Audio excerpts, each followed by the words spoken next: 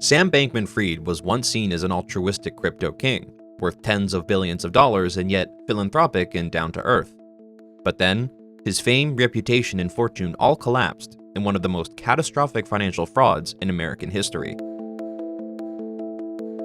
Fresh from MIT, Sam Bankman-Fried began his financial career at a trading firm and quickly transitioned into the world of cryptocurrency, co-founding Alameda Research in 2017.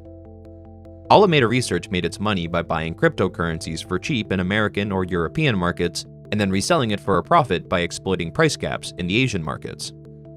At the height of its success, Alameda Research earned $3 to $4 million a day in trading fees.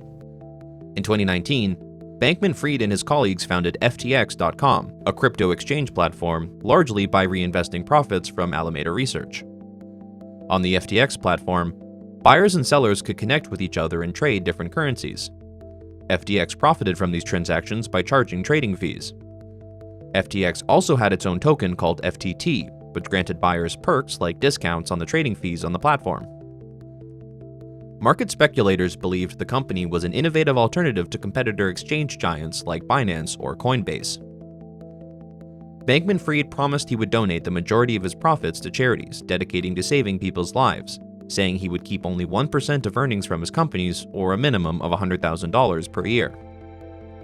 He even appeared in the Times 100 Most Influential People list, where he would be described as, quote, an effective altruist who believed crypto could help democratize financial markets and reduce poverty and corruption, end quote. Several times, Bankman-Fried was called to testify in front of Congress to discuss whether the crypto market should be more regulated, promoting the idea of blacklists of digital addresses linked to financial crime. I have a duty as a member of the industry to try and get us regulated, to try and move the industry in a more responsible direction. And I think that requires engagement. I think it'd be irresponsible of me not to engage with Capitol Hill, with regulators. Although many people were skeptical of his motivations, Bankman-Fried's reputation was largely positive. FTX even had celebrity endorsements from the likes of Tom Brady, Kevin O'Leary, and even Larry David. But FTX's skyrocketing success was partly due to covertly leveraging Alameda Research resources to facilitate exchanges and attract customers. By 2021, FTX held approximately $15 billion worth of assets and accounted for 10% of the digital transaction volume of crypto on a global scale. In 2022, FTX had a $32 billion valuation. Crypto winter is upon us. In 2022, the crypto world began seeing a series of monumental crashes after the Federal Reserve began raising interest rates to fight off inflation. The crypto market overall had lost over $2.1 trillion in less than 8 months, which had devastating consequences for many crypto companies. First, fintech company BlockFi began to struggle. Then Luna and Terra, and Three Arrows Capital collapsed. With the crypto contagion spreading, Bankman-Fried saw an opportunity, so he decided to intervene and provide bailouts to several crypto platforms.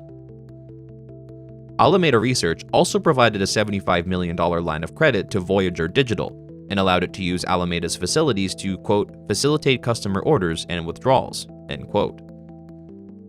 FTX appeared to be heading towards a more dominant position in the crypto market. It had become the second largest digital currency exchange behind only Binance. We have about $10 to $15 billion per day of volume that trades on FTX. But behind the scenes at FTX and Alameda Research, things were murkier. The relationship between Voyager Digital and Alameda Research was more complex than Sam Bankman-Fried had disclosed. After Voyager filed for bankruptcy, court documents revealed that Alameda had borrowed $370 million from Voyager and was a major equity investor in Voyager Digital with an 11.56% stake. Alameda Research provided a $500 million bailout for Voyager, and both FTX and Alameda positioned themselves to jointly bid for Voyager's customer accounts.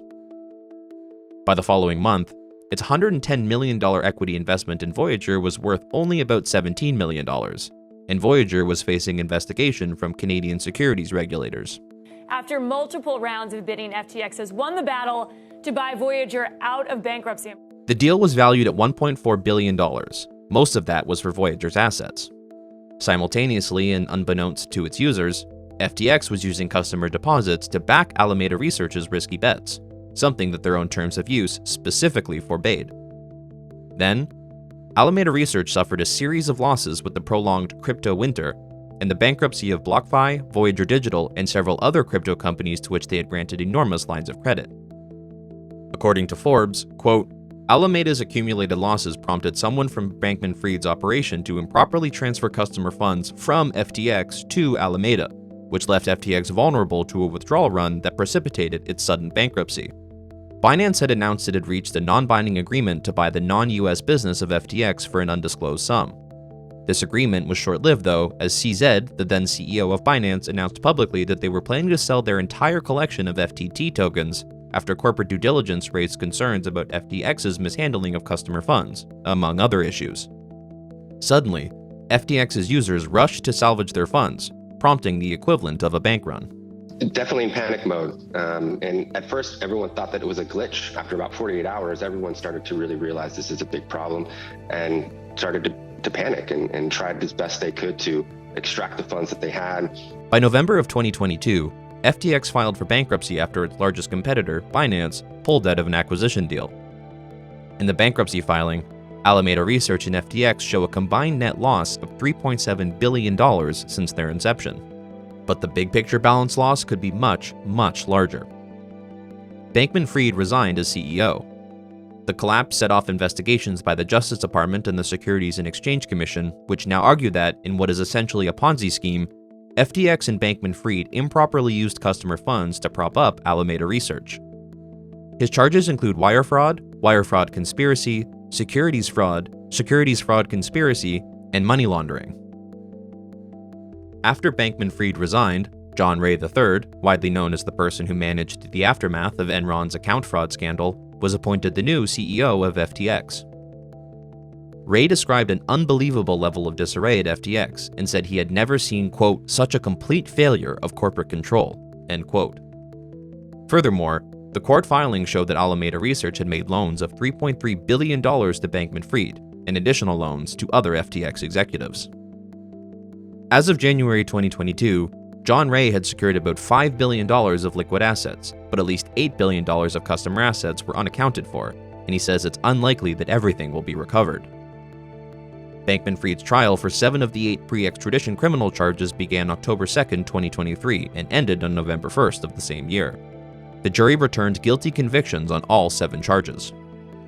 Throughout the trial, executives, customers, and investors testified that Bankman-Fried directed employees or acted in his personal capacity to spend customer deposits for non-business purposes and to make material misstatements about FTX's solvency and relationship with Alameda Research.